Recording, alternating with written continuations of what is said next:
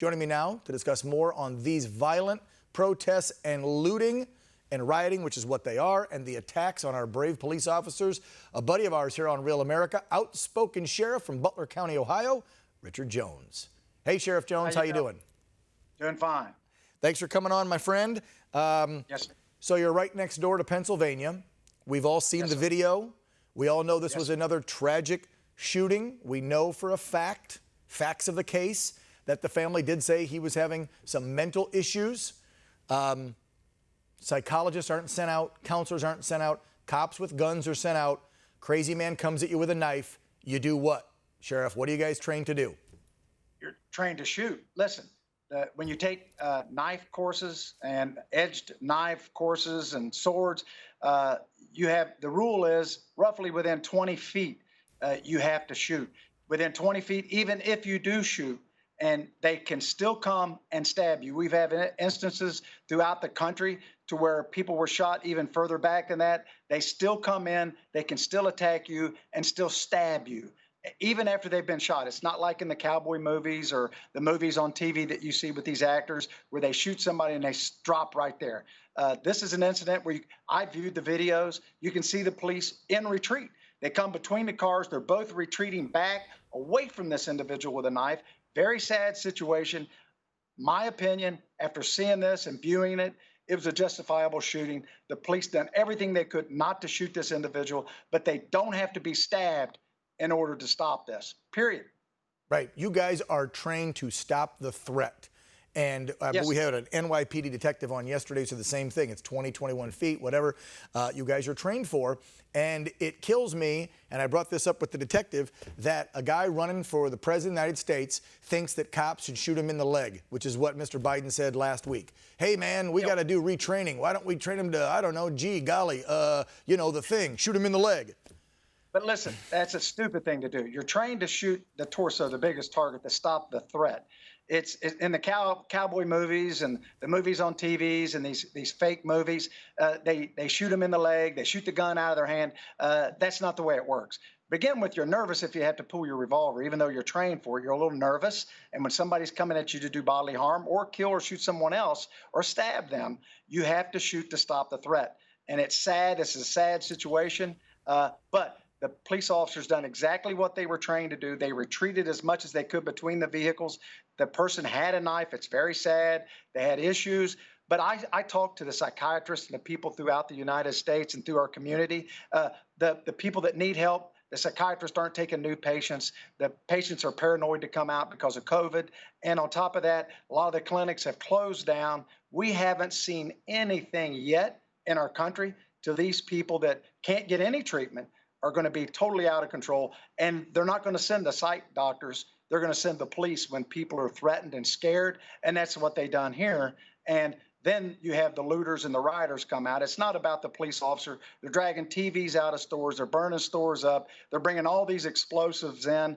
That's not to make peace or be happy. That's the second little sneak in behind to destroy the communities, burn the buildings down, and loot and steal things. I've seen them on carts, pushing the groceries, pushing the washing TVs machines, and everything out. washing machines. Yeah. We're going to get to more on that in a second, but I want to touch on something you said right at the beginning of that statement, Sheriff. You were talking about, hey, an officer is still nervous, and I say this all the time on the air. I've gone through, over my years of doing journalism, I've gone through training with you guys. I've been out to the kill houses, as they call them, going through, doing the maneuvers. I've been on the range in the military, been through training, and a lot of folks on the left forget that man, that woman, black, white, yellow, red, doesn't matter, wearing that uniform is still a human being. They still have fears. Yeah, they went through training. They went through a police academy. They know the law. But they're still a human. They're flawed. They make mistakes, and they're scared. And when they pull that revolver, you still have, you're fearful. What's going to happen? Should I pull the trigger? Should I not? But you only have, from what I've read and the training you guys have put me through, 1 to 3 seconds, if you're lucky, 3, to make that call. It's like that. Fast. It's like that. Just like that. And that's what they don't get. Hesitate. And if you hesitate, you'll be the person laying there. You'll be the victim, and it happens all the time. Yeah. Police are even scared to go for their weapons because they're afraid of the outcome afterwards. So there's more policemen probably being shot right now or stabbed when you have knives or swords, and I say swords, you think that doesn't happen very often. It happens more than you think. We were chasing somebody the other day with a sword up around Wright-Patterson Air Force Base, another law enforcement agency. Swords, knives, homemade knives, and you don't know, and they will kill you. These are terrible times, and what they do, the police officers, when they pull their weapon out, you have to realize their heart's pumping, they're nervous, they're scared, they're just like everybody else. Muscle memory kicks in, and that's why police officers have to shoot. They shoot more than one time. They'll empty their weapon. Several officers will, and the person that they shoot sometimes only gets shot a few times because of the fear and the excitement that's going on at that time. Sheriff, I got to throw this out there before they wrap us up, but it's to the D.C. one, because the D.C. one, I think, goes to that phrase that the left hates when police or conservatives say it: comply, don't die. The D.C. story where they rioted last night was a gentleman not wearing a helmet on a moped.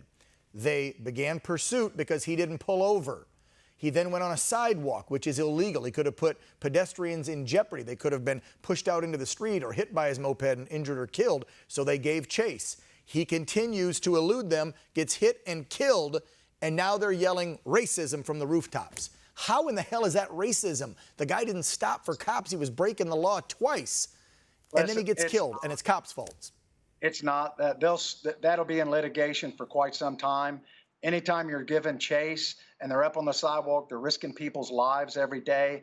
The rule is if you're chasing somebody, they're going into a crowded area in a vehicle or a motorcycle, whatever it is, you pull the chase off. If it's not a felony or somebody hasn't been killed, you pull it back. You don't want them to kill somebody.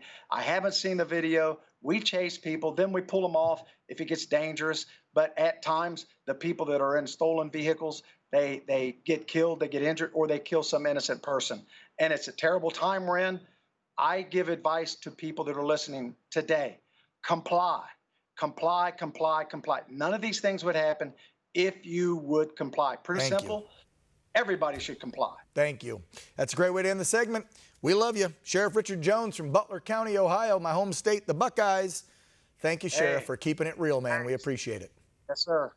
All right, straight ahead on Real America, we got an update to the Project Veritas investigation into voter fraud in the Lone Star State. We're going to tell you what Texas governor had to say about these allegations. Don't go away.